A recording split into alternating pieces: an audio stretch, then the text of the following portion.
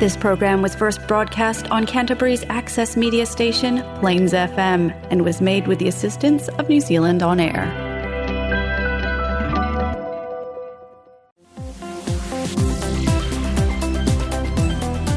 Welcome to your weekly dose of the Accountology Show. I'm your host and chartered accountant, Nicole Haig, with an insatiable curiosity for uncovering accounting ideas to help businesses grow. I have so many nuggets of gold to share. Are you ready to make your good business great? Let's get stuck right in. Hey, it's your host Nicole Haig, and welcome to another episode of the Accountology Show. In accounting news, ANZ make it back in our accounting news again this week, after announcing a small $1.04 billion after-tax profit rise in their half-yearly reporting, which is up 4%, to rub salt in the wound to staff. ANZ are cutting costs by offshoring of highly skilled IT roles. 100 jobs from the company's wider data and IT team have been cut recently, with many of them moved to India. Affected staff were given 6 months' notice. Some were moved to other parts of the bank and some left. However, the ones moved to other parts of the bank found themselves in the same position and subject to a second round of redundancies due to offshoring roles in different departments. ANZ have sent lower-level jobs offshore in the past, but the rate of these moves has increased in the last 12 months. Operational jobs and credit assessment roles have gone, while the IT jobs, some paying well over $100,000 in New Zealand, have also gone in the last half year. Offshoring increases for many businesses. All 4 big Australasian banks are sending more and more of their roles offshore, whilst their profits continue to grow and exceed those of banks overseas. Westpac Australia, for instance, said it would cut 132 jobs from its risk management, operations and sales divisions, moving some of the jobs to India and the Philippines. Meanwhile, ANZ Australia would be offshoring more roles as part of the restructure that would see 202 employees reapply for their own jobs. Some 60 jobs were to be lost in the process, 30 of those to India. At ANZ New Zealand, operations and back office work is offshored to India, and customer-facing jobs have gone to Manila. The bank's employment relation team remains in New Zealand, but the HR function has also moved to the Philippines, meaning if staff require information about annual or sick leave balances, these are referred to the Manila team to answer such questions. And for the past 2 years, ANZ's disclosure statements have not specified exact staff numbers. Are you a business owner struggling with profit, cash flow, or to find balance between work and life? At Nicole Haig & Associates, we want to help business owners just like you reclaim your freedom. Freedom to spend quality time with loved ones, freedom from stress, and freedom from financial burdens. But how do we do it? It's simple. We listen, we understand, and we create bespoke, structured programs tailored to your unique business and personal goals. With the right education, coaching, and expert advice, we'll show you how to increase profits, improve cash flow, and align your business and personal goals. Don't do it alone. Let NH+A be your guide to success. Work smarter, not harder, with our proven accountability methods. Your freedom starts here. Contact us today. In our last episode, we talked about a personal budget. That was part 1. Everyone, regardless of who you are, needs a personal budget. Whether you're a business owner, a wage and salary earner, a student, unemployed, retired, it doesn't matter which category you fall within. Everyone should have a personal budget. We talked about why you should have one, the structure of a budget, and how to ensure you just don't set and forget the budget once you've got it in place. For many people, personal budgeting is terrible, and it can be frustrating and tedious. And budgets themselves, even once they're made, are often difficult to stick to. Budgets are not fun or sexy and generally perceived as working against people rather than with them, and people feel restricted and deprived by them. It's essential to prepare a personal budget each year. Instead of being confined or restricted, a personal budget should be liberating as you can spend guilt-free, knowing other money has been allocated to your expenses.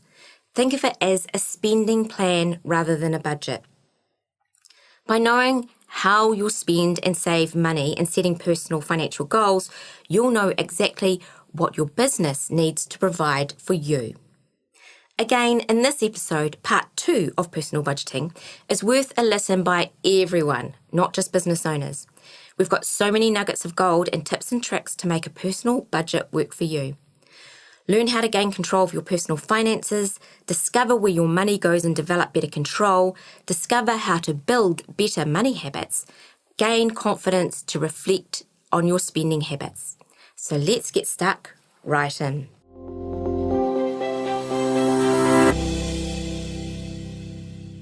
If you missed part 1 of personal budgeting, then go back and have a listen, as there were so many nuggets of gold in there. We talked about the template to use for a budget. Remember, we have a template available if you need a copy, so just DM us. How to analyse your spending and working out where to cut back and what to use as a starting point for your budget. What categories to split your budget into and how to stay accountable by tracking your actual spending from your bank account to compare against the budgeted figure. But budgeting can feel like deprivation, the same way going on a diet can. Well, you know the end goal is your health. Cutting out sugar and carbs only makes you crave those things more, right? Not to mention most of the time, diets end with people giving in to their cravings and finding themselves back at square one, feeling bad and feeling like a failure. Telling yourself you're not allowed to spend any more money on clothes or eating out feels like a whole lot of trying to give up shoes and jackets and wine and generally just giving up on fun. Just like people get sick of weighing in on those scales, people get sick of depriving themselves financially too. So how can we make this process a whole lot more attractive? We know budgets are boring, but we want to make the process as easy as possible for you and to arm you with as much information and tools we can to make the process seamless and even enjoyable for you, as well as rewarding in achieving your financial goals. So there's obvious and unexpected benefits of having a personal budget. Having a personal budget is essential to gaining control of your personal finances. And as I said many times, budgeting doesn't necessarily mean restriction. It frees up your money so you know exactly what's available to spend. So why would you do a personal budget? The first reason is because it gives you control. Developing your personal budget gives you control of your money and you know how much you'll have coming in and you can make a plan for how to spend it. The second is to focus on your money goals. Everyone should have goals for their money, whether this is paying off debt, a family holiday, increasing your savings, or freeing up more cash to invest in your business or a rental property. A personal budget will help you focus on achieving those goals. It also creates awareness of where your money goes. Have you ever looked at your personal drawings from your business or your bank account and thought, we can't possibly have spent that much money last year? And you're not alone. So many people really have no idea what they spend their money on. Build better money habits. By reviewing your actual results against your budget each month will encourage you to think about your spending before you actually spend.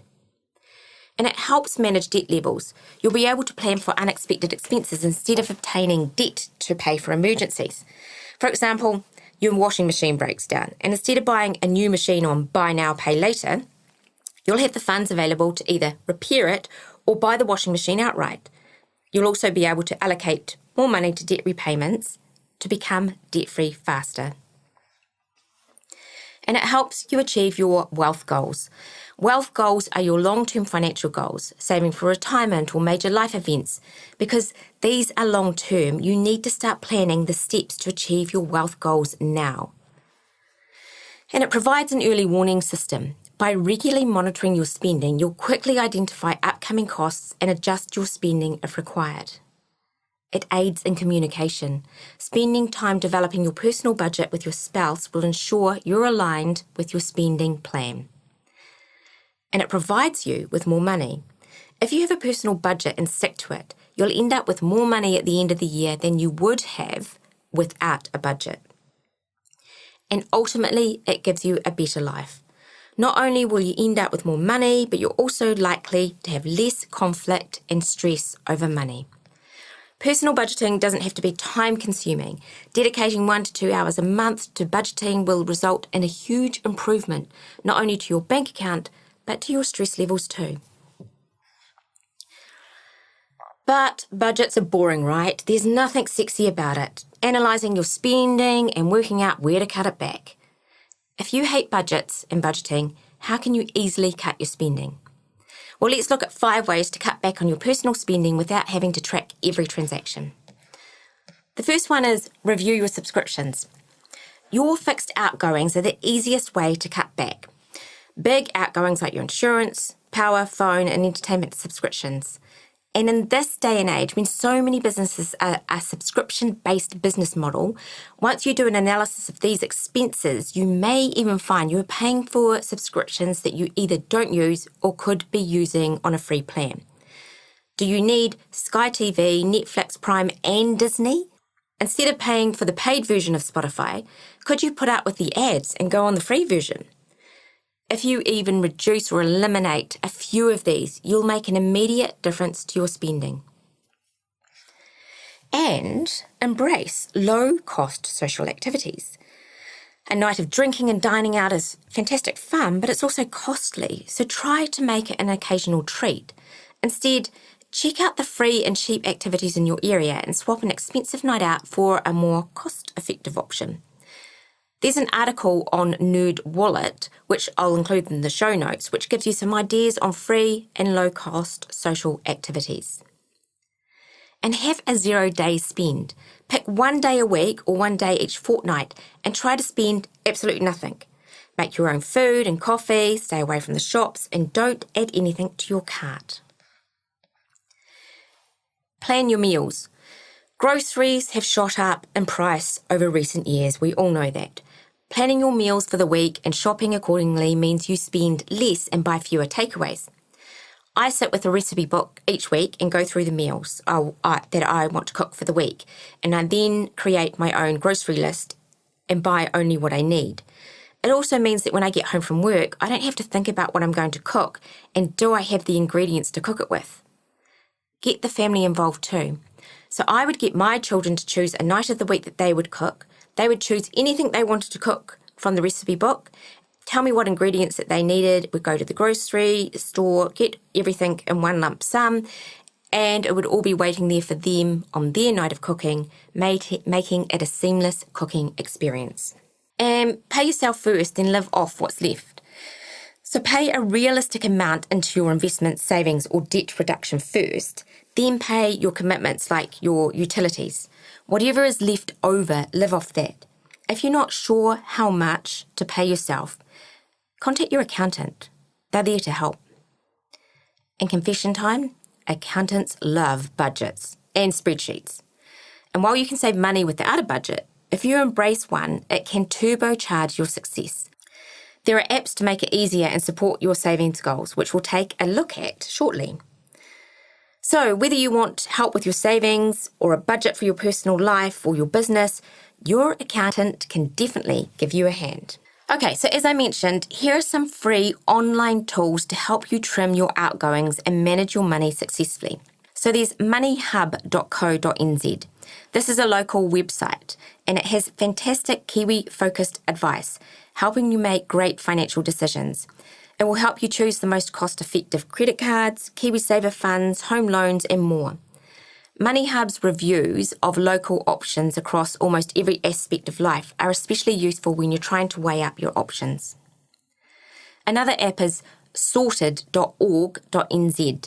The independent Sorted website is completely free. It's a great source of tools and information to help you manage your money successfully, like the budgeting tool, the retirement planner, and the KiwiSaver calculator. Grocer.nz. It's a very basic site, but Grocer.nz can show you how to save money on your groceries. It compares items across stores, including the 4 major supermarket chains, and SuperValu and The Warehouse. So you might find that switching stores could save you a significant amount each week.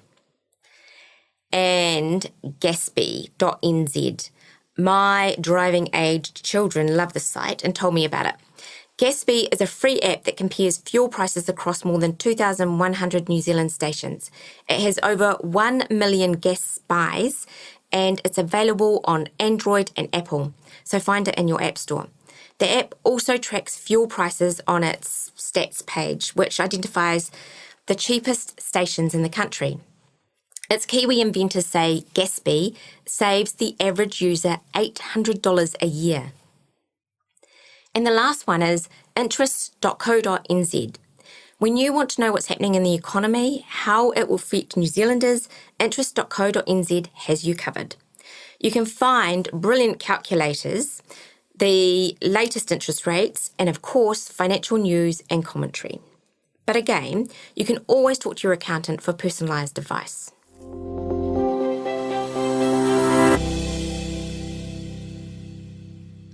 We need to move the needle of personal budgeting from the mundane task of number crunching to it being a fundamental aspect of financial empowerment. The last 2 episodes effectively demystifies the budgeting process, presenting it not as a restrictive practice, but as a strategic tool that offers financial freedom. By adopting a positive and proactive approach to budgeting, you can transform your financial habits, gaining clarity on your spending and savings, which in turn facilitates the achievement of, you guessed it, your personal financial goals. With practical tips and accessible tools highlighted throughout these episodes, you are fully equipped to tackle budgeting with a renewed perspective, seeing it as an enjoyable and rewarding part of personal financial management. Whether you're a seasoned budgeter or a newcomer, the insights and strategies discussed can significantly enhance your ability to manage your finances, ultimately leading to a more organised and less stressful financial life. These episodes are a must listen for anyone looking to take control of their financial future and enjoy the peace and mind that comes with a well-planned personal budget.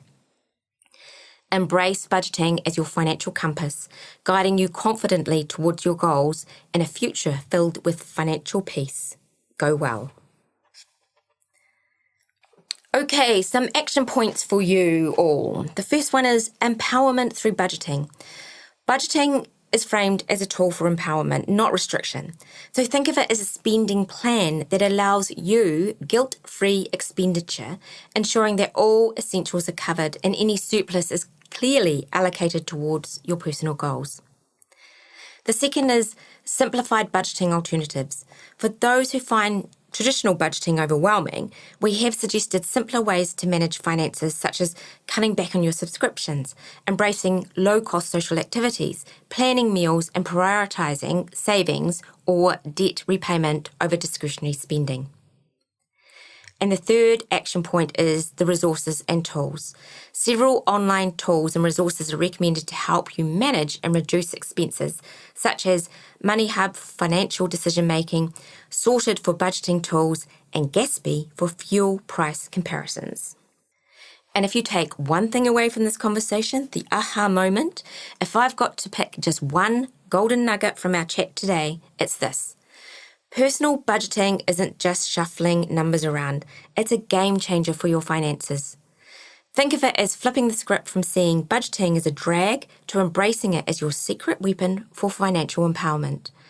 By getting on board with a positive vibe around budgeting, you're not just crunching numbers, you're setting yourself up for a success, giving you control and clarity to hit those financial goals.